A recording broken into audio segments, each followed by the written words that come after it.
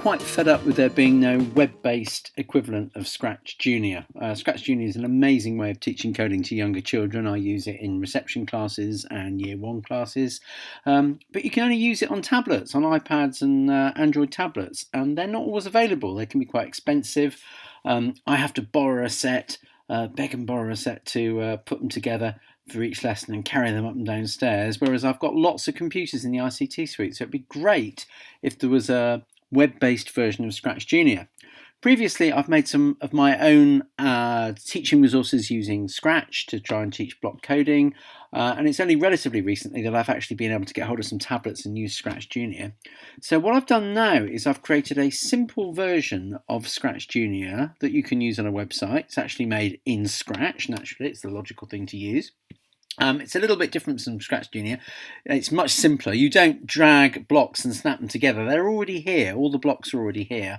When you start the project, when you run it first of all, you should see, there we go, ScratchCat says click on the blue blocks to make me move. And this is the key here. It mimics some of the blocks in ScratchJr, not all. So we can move right, and you just click on the blocks to change them. We can go up. So now if I click on the green go flag here, the cat will move right one block and up one. If you look very carefully, he's moving right and moving one. We can change the numbers just by clicking on it. So I can go right 5 and up 1. So now if I click on go, there we go, he's moving right 5 and up 1. I can click on the return to home button. The home position is always here. And the code blocks remain. If I want to reset the code blocks completely, I can just click on the little green flag at the top and that will reset the whole project. I can change the background if I want, just by clicking on the picture icon, just to cycle through any of the different backgrounds that I've chosen. You can also change the character. You don't have to have a cat, so you can click on the character and change it to a different sprite, but it's the cat by default. There we go, let's put him in the vortex. Seems to be quite popular. So let's see what other blocks are supported. So we can go up, down, left and right. We can also turn left. Let's run that now. So if I click on go, you should see turning left. And let's try turning right as well. Click on go. There we go, turning right. If he goes off the edge of the screen, he just comes back again. So that mimics the behavior in ScratchJr of movement. Other blocks that are supported include hop. We can hop.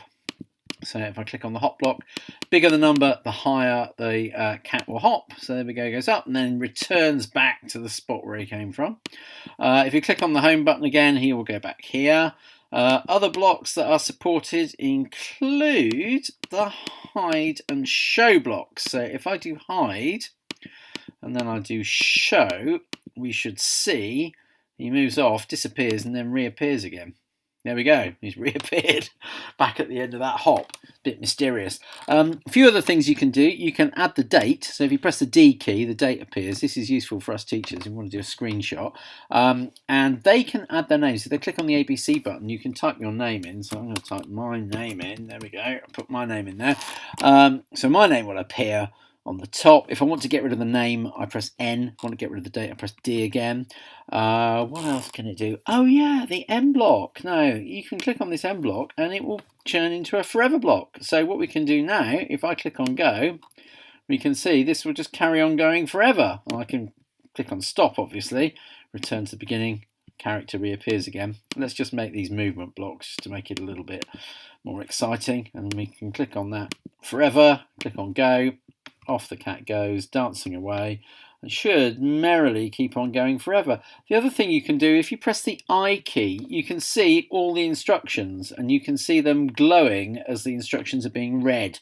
You can get rid of that as well by pressing the I key, but it's just if you want to sort of just show a little bit more to see how the code is actually working inside. You can see each instruction as it's being executed. Still a bit of work to do on it. I have only emulated a very small number of blocks. I did think about not doing hide and show even, I'm just doing movement, but You use hide and show blocks in one of the Scratch projects where they do the sunset animation. So that's one of the early things that I've been doing with my classes. So I thought it might be quite nice to have hide and show. You could also do grow and shrink, would be very easy to add. I did think about that, but I just thought that's probably just too many blocks to click through them for little fingers.